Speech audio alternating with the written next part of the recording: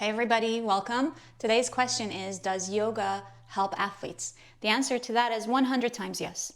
It helps to prevent injuries, especially injuries in the joints and the muscles as they stretch further in yoga. Your muscles become more supple. You recover faster. So if you're sore, it takes less time. You sleep better. And yoga can really help to deepen focus and concentration. I work with quite a few athletes and some very active clients.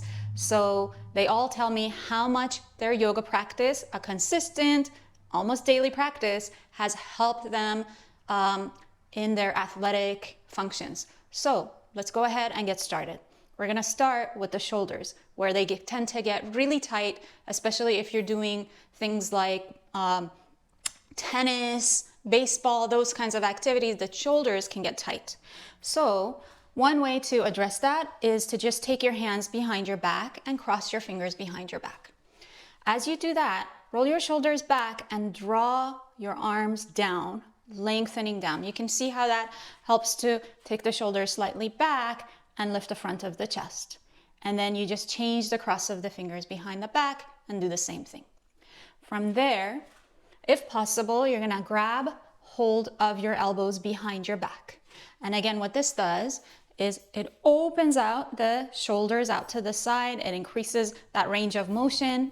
And if possible, you hold here for a few breaths, keeping your side body long, your posture straight up and down.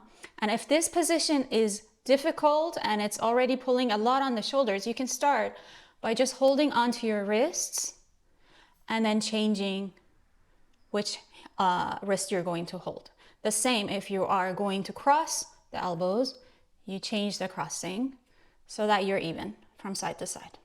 So that's one way to just keep your shoulders moving. You can always roll the shoulders back and lift the chest after, and that gives you a little more deeper range of motion. We also want to be able to keep our lower back, our lumbar healthy, our hips moving, and our quadriceps and especially our hamstrings flexible. So we're going to do a couple of things with a chair for the lower back and the hips. So as you can see, I have a chair here. I have it close enough to the wall so I can have my hand on the wall and I don't have to worry about balance. My feet are pointing directly ahead and I'm going to bring my left leg up. Okay, so from there, I want to see if I can relax my lower back and hip down. There's a tendency for the hip to roll up. You can even take your hand and gently draw the hip down. Your standing leg, the toes point directly forward and you're aligned from your ankle to your hip. If you can balance, you take your hands off the wall, take them against your hips, or you can keep your hand on the wall and then you just repeat onto the other side.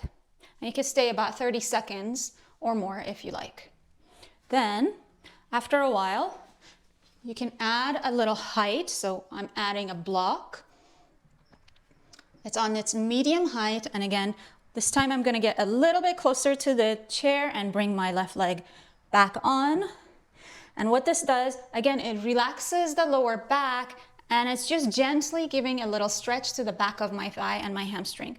So look and see that your knee isn't going out to the side or dropping in. Try and track your knee in line with your hip. And you stay there for a little bit and then you release. And bring your other leg up. And the two sides may feel really drastically different. One side is often less flexible, less strong. And this is a good way to work it and try to bring a little bit of mobility into the tighter side. And then release. Now we're going to put the block aside. I'm going to turn the chair. And now the back of the chair is right up against the wall. And from there, I'm standing with my right hip very close to the wall. And then I'm going to bring my right leg up. So the hip that's closest to the wall, that's the leg that's going to come up. This is going to be a standing twist. I'm inching my way a little bit further underneath the chair so my toes, my left toes disappear under the chair. And like before, I want you to take your right hand, draw the right hip down. From there, lift the sides of your torso and go ahead and place your hands against the wall. They're shoulder width apart. So as you release down in the lumbar, pull the chest up.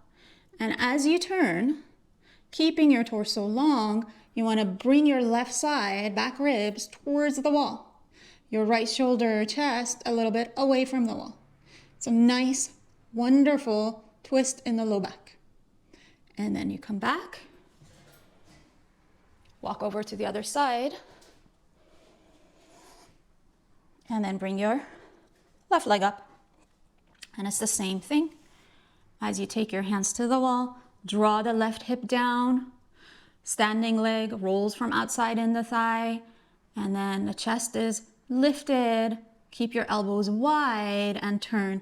This time trying to bring the right side, back ribs around closer to the chair. While you inhale, lift. While you exhale, turn.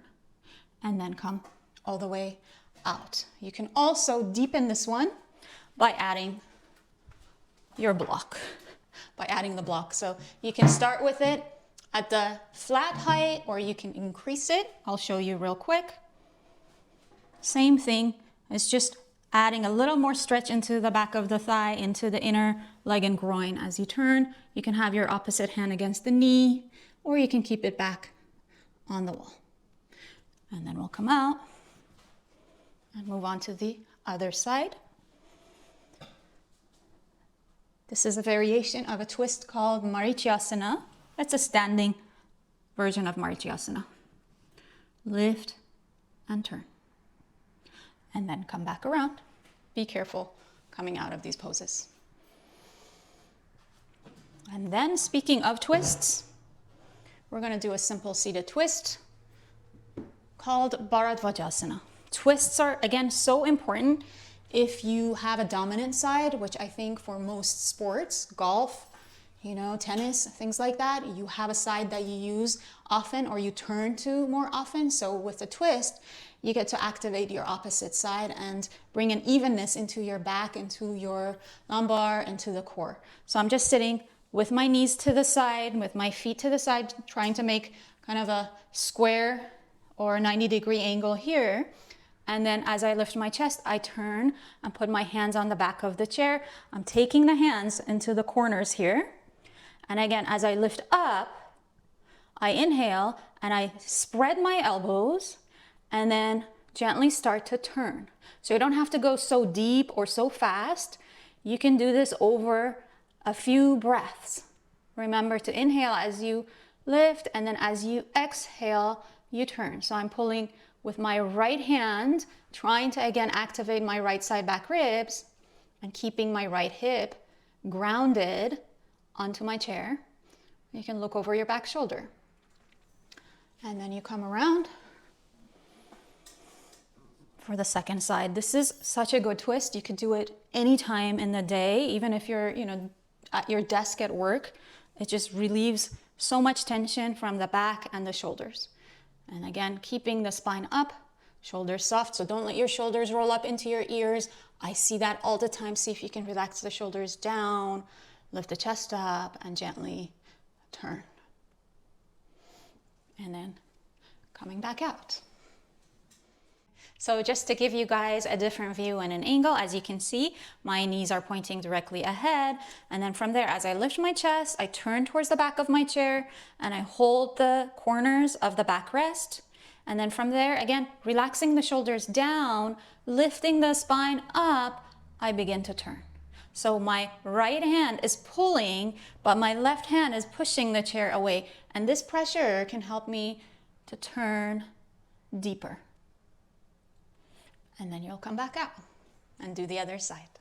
So a lot of very active folk, like runners, hikers, soccer players, any sport where you have to really do a lot of running, the front thigh muscles and the hip flexors, they get really tight. One way to work with that, you stand near to the wall and you just grab hold of your ankle, your right ankle in my case, and you're gonna bring the heel up towards the buttock, and you wanna try to drop the front of the thigh down. So rather than letting the knee come forward, release the thigh and the kneecap to gravity. So what happens is right here, you get a nice stretch.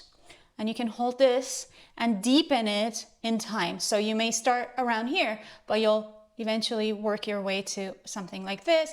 And then even in time, you may be able to bend your arm and bring your heel towards the hip. And then you'll do that on both sides. So you turn around and do the opposite side. And of course, with something like this, if you want to improve your balance, you can take your hand up and maybe try and balance looking straight ahead. And then release. Next, we're going to do an asana that is so beneficial in lengthening the inner thighs and the groins and stretching the back of the thighs, the hamstrings, where they really tend to get tight. And a lot of athletes pull their hamstrings and then they're out of their games for a whole season sometimes. So you just need a little support for your head and a yoga strap. You're going to lie down on your back. The support is for your neck and your head, and you're going to stay with your legs bent, lift the hips up, and with your hands lengthen the lumbar towards the heels. You're going to keep both legs bent, but you're going to bring your left leg in, and then you're going to take that strap that you have, it's just open, it's going to go around the balls of your feet, and you're going to take the leg straight up and down. This is Supta Parangusthasana. And the first couple times or first few times that you do this, it may feel really intense. You may be really feeling the back of your thigh. So rather than staying with your leg bent, hold the pose for less time, but move the front of the thigh back. Okay? So rather than pushing from the knee back, rather than pressing from the top of the hamstring, from the center thigh, press back, the calves lift up, and then with your two hands, you pull down, you can drop your elbows onto the floor. See if you can descend the abdomen and keep your lower back long. As you stay here, keep pressing back the center thigh. Look and see that your foot isn't dropping in or out. You want to have your legs straight up and down. And then you're going to walk your left hand closer to your foot. And then slowly start to take the leg out to the side. Now you limit the range of motion as you need, because this is something that deepens over time. So maybe the first time you're doing the pose, you're only going this far, but maybe in time you can go a little bit less. And again, we're looking for a straight leg. So the inner thigh is extending towards the calf, the inner calf towards the inner heel. You can keep your elbow on the floor. You're pulling a little bit with your hand to ground your outer thigh and hip in towards the floor. And then you're going to come back all the way out and remove the strap, and I'll show it on the other side real quick.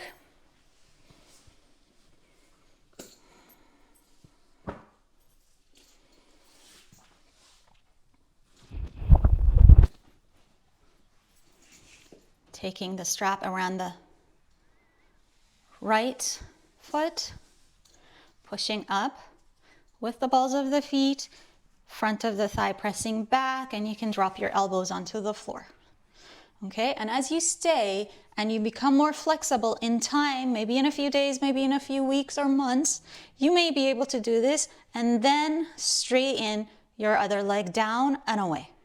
So you're getting closer to the more classical pose, Supta Parangusthasana. Then you take your right hand up higher without bending the leg, inhale, and while you exhale, leg goes out to the side.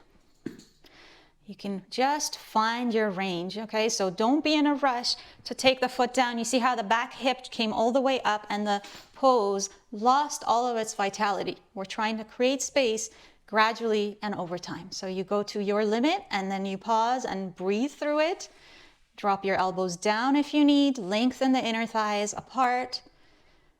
And when you're ready, bring your leg all the way back up and then remove the strap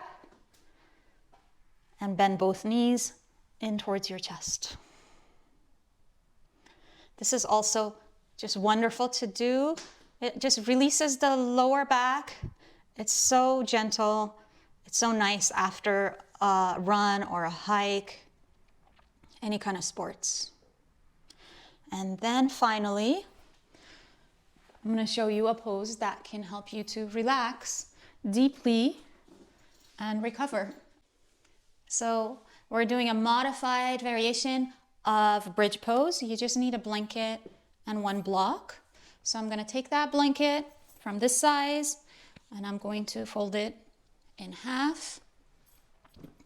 And this is going to support my shoulders. My head will actually be on the floor. I'm going to keep my block nearby and again go onto my back. As you can see, the shoulders are supported and the head is on the floor. You could even have 2 blankets. From there, you're gonna press your heels down, lift your hips up, and place your block underneath your lower back buttocks. And then from there, roll your shoulders under and lift your chest. You can stay with your legs bent, or you can straighten the legs. This is Setu Bandha Sarvangasana, or bridge pose, very much modified.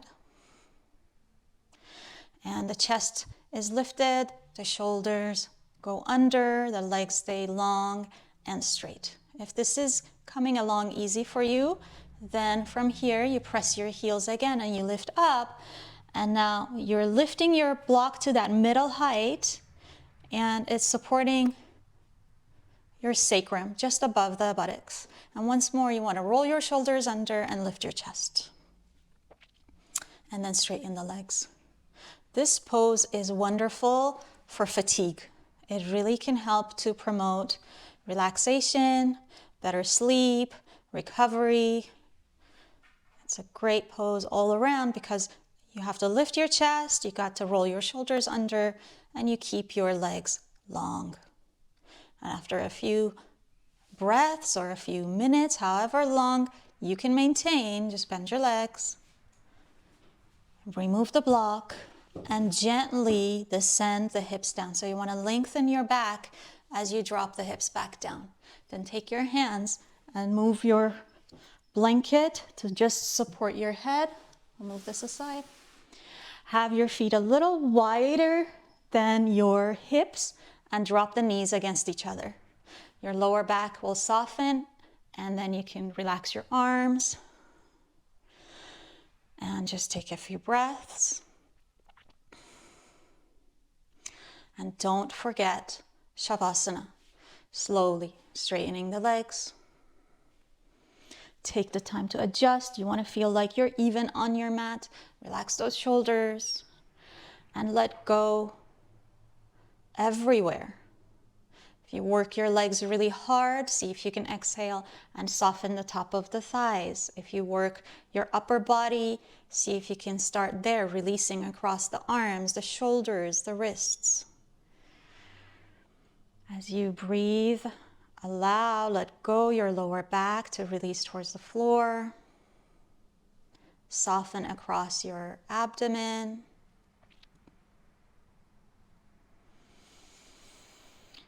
Let the breath become a little bit softer, smooth, and longer. Relax across your jaw, your throat. And relax all your facial features. As you stay and you breathe, scan your body and see where you are holding undue tension that you can release. You can send your exhalation breath to those spots.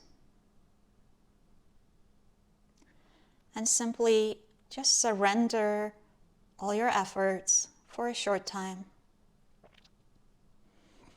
And let the body to rest.